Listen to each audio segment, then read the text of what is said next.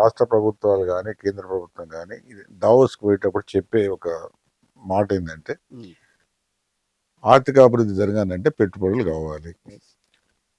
దేశీయ పెట్టుబడులు మనం అనుకున్నంత స్థాయిలో లేవు. సేవింగ్స్ పొదుపు లేదు, పొదుపు పెట్టుబడి అవుతుంది కాబట్టి మనం పెద్ద ఎత్తున పారిశ్రామికీకరణ జరగాలి, అభివృద్ధి బాగా జరగాలి అన్నప్పుడు మనకు పెట్టుబడులు కావాలి. ఆ పెట్టుబడులు ఎక్కువగా విదేశాల నుంచి వచ్చే అవకాశం ఉంది కాబట్టి ఈ దావోస్ అనేది ఒక సరి అయిన సక్రమమైన వేదిక కాబట్టి దావోస్లో పోయి ఇండస్ట్రియలిస్టులు అంతా అక్కడ ఉన్న పారిశ్రామికవేత్తలు కానీ కంపెనీస్ కానీ కలిసి మా దేశంలో ఈ సౌకర్యాలు ఉన్నాయి, మీరు పెట్టుబడి పెట్టండి అని మేము అక్కడ పోయి అడుగుతాం, చెప్తామని మనం పోయే ముందు అందరు ఇదే స్టేట్మెంట్ ఇస్తారు. ఒకసారి దావోస్ ఎందుకు పోతున్నాం అంటే ప్రైమ్ మినిస్టర్ కాంచె మొదలు పెడితే ఇక్కడ స్టేట్లో ఉన్న స్టేట్ చీఫ్ మినిస్టర్స్ వరకు అదే చెప్తారు. ఏంటంటే మేము అయితే ఒక విషయం ఏంటంటే ఇప్పుడు దావోస్ పోయినంత మాత్రాన వాళ్ళు ప్లెడ్జ్ చేసి ఇన్ని లక్షల కోట్లు ఇస్తాం, అన్ని లక్షల కోట్లు లేకపోతే ఏమో జరిగినంత మాత్రాన అవి ఎందుకు వాస్తవానికి వచ్చే వరకు క్రియాశీలకంగా ఒక కార్యాచరణ ఎందుకు రూపొందిస్తలేదంటే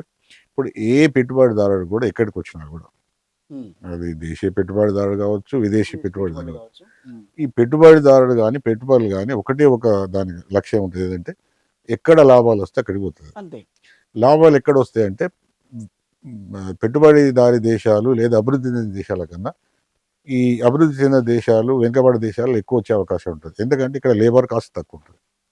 ఇప్పుడు ఒక కంపెనీ అమెరికాలో పెట్టే బదులు అదే కంపెనీ ఇండియాలో పెడితే అదే ప్రోడక్ట్ ఇండియాలో తయారు చేస్తే తక్కువ ఖర్చు. ఇప్పుడు ఉదాహరణకు బెస్ట్ ఎగ్జాంపుల్ మీకు యాపిల్ ట్రంప్ ఏమన్నాడు, మా దగ్గరికి రండి, అమెరికా ఇండియా కూడా వద్దు, యూ కమ్ టు వాళ్ళకి అల్టిమేట్ ఇచ్చాడు, పిలిచి కూడా మాట్లాడితే యాపిల్ వాళ్ళు చెప్పింది ఏంది, ఇక్కడ ఇండియాలో an average $7 to $8 for hour ఉంటుంది, మన దగ్గర $18 to $20 ఉంటుంది, అంత కాస్ట్ డిఫరెన్స్ ఉంటుంది కాబట్టి మాకు వర్కౌట్ కాబట్టి మేము చేయాలి. అంటే పెట్టుబడిదారులకు ఏది ఉంటుందంటే ఎక్కడ లాభాలు ఎక్కువ వస్తే అక్కడ పోతారు. అయితే దావోస్కి ఎంతకు ఇంపార్టెంట్ అంటే ఇప్పుడు సార్లు చెప్పినట్టుగా దావోస్ ఇప్పుడు పెట్టుబడిదారి సమాజం అంతర్జాతీయంగా నడుస్తుంది. వాళ్ళ కంపెనీస్ కానీ వాళ్ళ టెక్ జెయింట్స్ కానీ పెట్టుబడిదారులు కానీ ఎప్పుడు కూడా నిరంతరంగా లాభాపేక్షణ, అంటే లాభాలు నడుస్తాయి. క్యాపిటలిజంలో ఎప్పుడు కూడా ఒక ముఖ్య సూత్రం ఏముంటుందంటే అది హంటింగ్ ఫర్ ద సర్ప్లస్ లేదా ప్రాఫిట్స్, అది లేకపోతే క్యాపిటలిజం కొలాప్స్ అవుతుంది.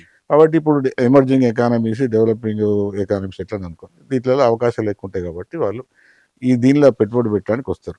అయితే వాళ్ళు పెట్టుబడి పెట్టడం అనేది ఏదో దేశ ప్రయోజనాల కోసమో లేకపోతే మన దేశ జనాలు ఉద్ధరించడం కోసం వాళ్ళ లాభాల కోసం వస్తారు.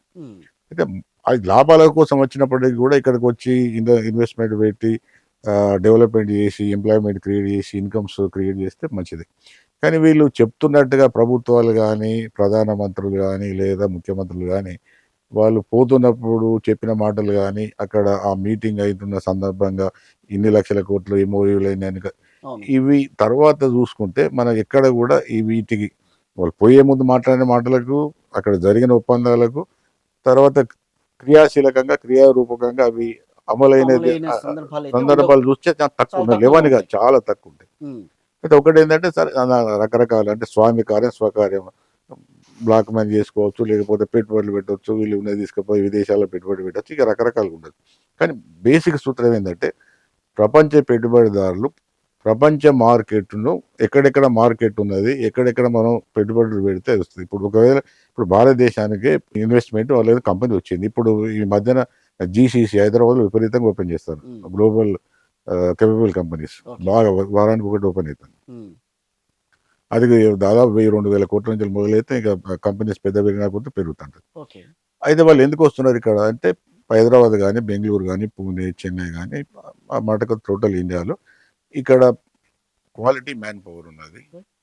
తర్వాత compare with the developed countries అంటే అభివృద్ధి చెందిన దేశాల కన్నా కూడా చాలా చౌకగా అంటే తక్కువ వేతనాలతో ఇక్కడ దొరుకుతారు. కాబట్టి మనం ఆ పెట్టుబడి ఎక్కడ పెట్టే బదులు పెట్టుబడి ఇక్కడ పెడితే మనకు లాభాలు ఎక్కువ వస్తాయి. అంటే ఇక్కడ వ్యవస్థ ఏంటంటే మొత్తం అంతా కూడా లాభాపేక్షనే.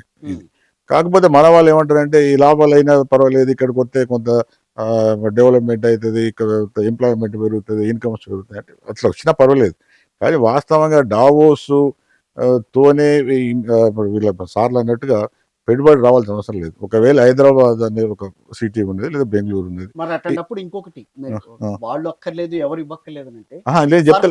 సర్ప్లస్ ఉన్న స్టేట్స్, సర్ప్లస్ బడ్జెట్స్ ఉన్న స్టేట్స్ ఎందుకని మైనస్ లోకి దిగిపోతున్నాయి అక్కడ? మరి అది కూడా ఇక్కడ ఏ ఆలోచించుకోవాలి. స్టేట్స్ ఎక్కడన్నా పెట్టుబడి ఇక్కడ కావాలంటే ఇండియాలో ఉమ్, ఇప్పుడు ఇండియాలో ఇప్పుడు ఏమవుతున్నదంటే గవర్నమెంట్స్ ఒకప్పుడు పబ్లిక్ సెక్టర్ స్ట్రాంగ్ ఉన్నప్పుడు, పబ్లిక్ అంటే మన ఇండస్ట్రియల్ పాలసీ ఉన్నప్పుడు public sector, private, mixed economy రకరకాలు ఉన్నాయి.